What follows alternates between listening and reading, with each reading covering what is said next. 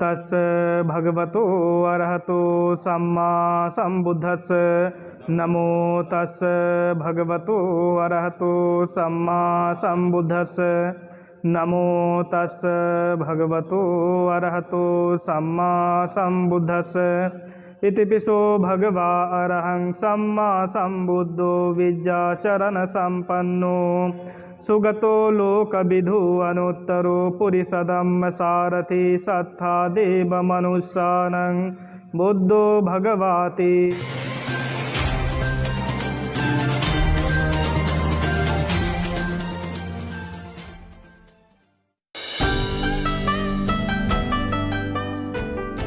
एक तो गंध की बात आई है कि गंध जो है किस दिशा में जाती है। तो भगवान बुद्ध ने धम्मपद में कहा है, न पुफगंधो पटिवात मेति न चंदनं तगर मल्लिकावा सतंच गंधो पटिवात मेति सब दिशा सपुरिसो भवाति। इसका मतलब यह है कि जो चंदन है या तगर है या ये अगरबत्ती है, इसकी खुशबू उसी दिशा में जाएगी जिस दिशा में हवा चलेगी।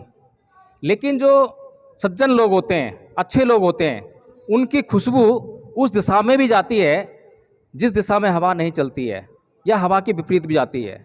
इसका मतलब क्या है, इसको हम समझ पाए क्या? उदाहरण देता हूँ। जहाँ पर हम सभी लोग बैठे हैं, मैं आपके बीच में बातें कर रहा हूँ, आपको बातें अच्छी लगी तो आप किस दिशा में जा सकते हैं? आपका रुख किस दिशा में हो सकता है? क्या आप उसी दिशा में जाएंगे जिस दिशा में हवा चल रही है? आप तो बाध्य नहीं है हवा से, आप तो हवा के विपरीत भी जाएंगे। और आप जहाँ जहाँ जाएंगे वहाँ बोलेंगे कि यहाँ पर इस कार्यक्रम में भंते जी आए थे, इतनी अच्छी बातें कर रहे थे।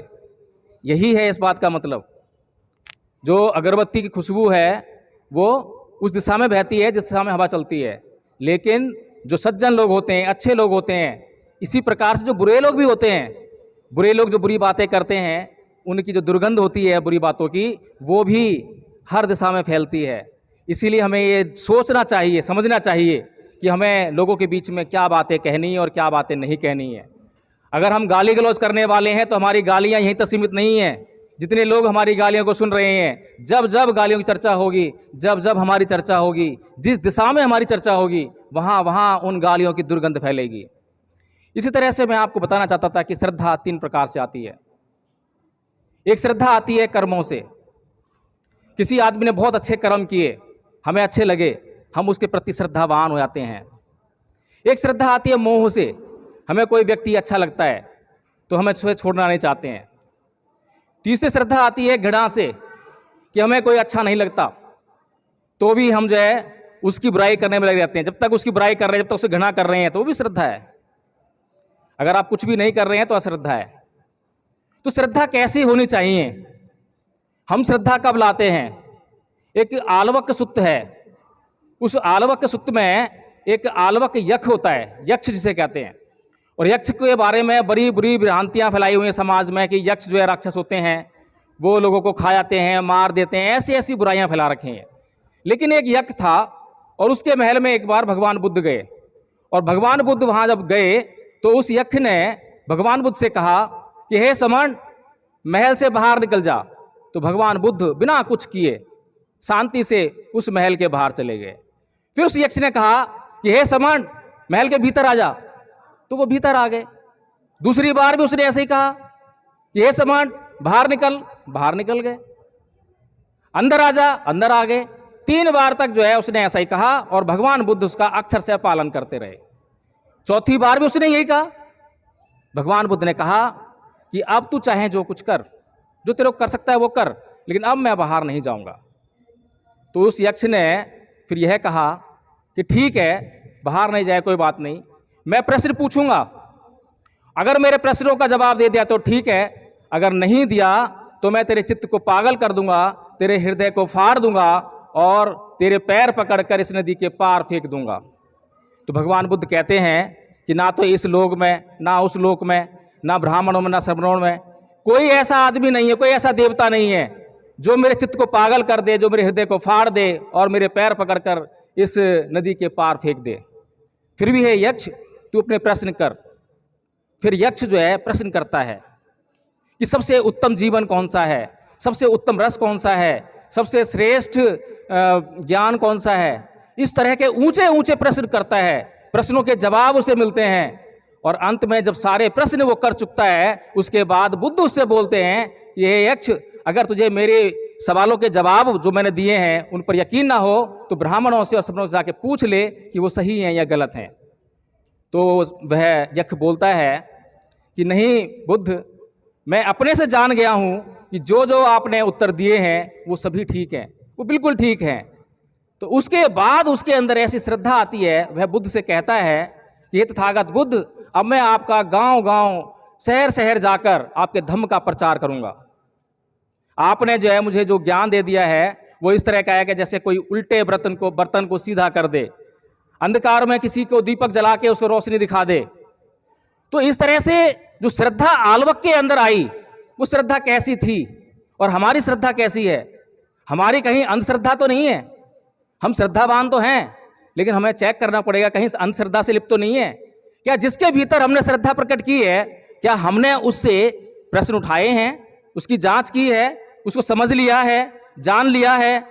अगर हमने प्रश्न करके, जांच करके उसको जान लिया है, परख लिया है और उसके बाद श्रद्धा प्रकट कर रहे हैं, तो हमारी फिर अंधश्रद्धा नहीं है, वो श्रद्धा है।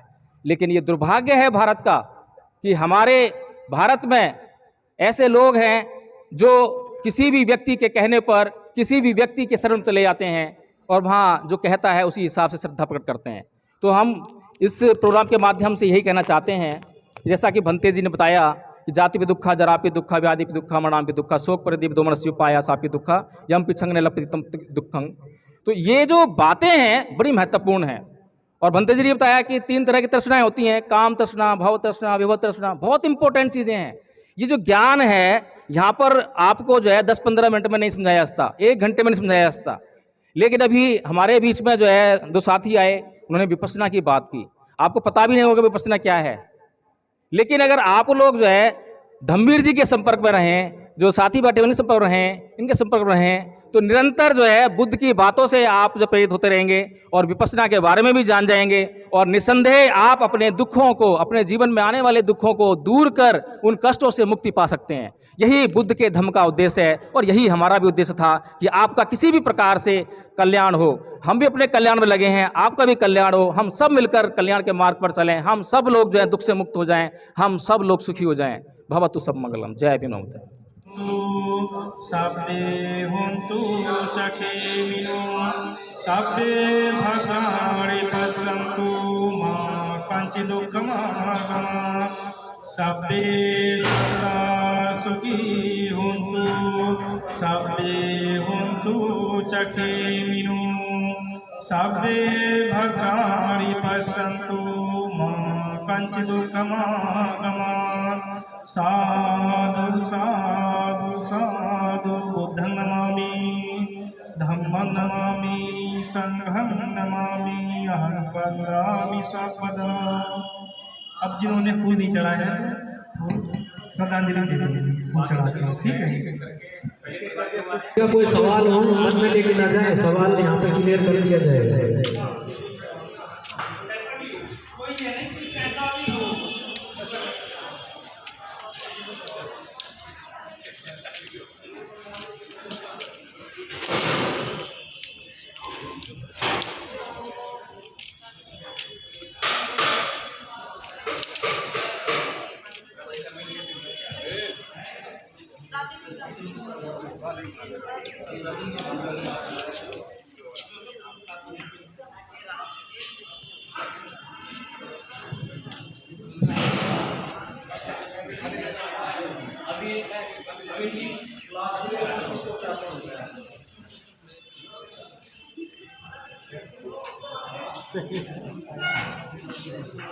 देखिए नानी क्या कर रही है, नानी क्या कर रही है, देखा? ऐसे खींचे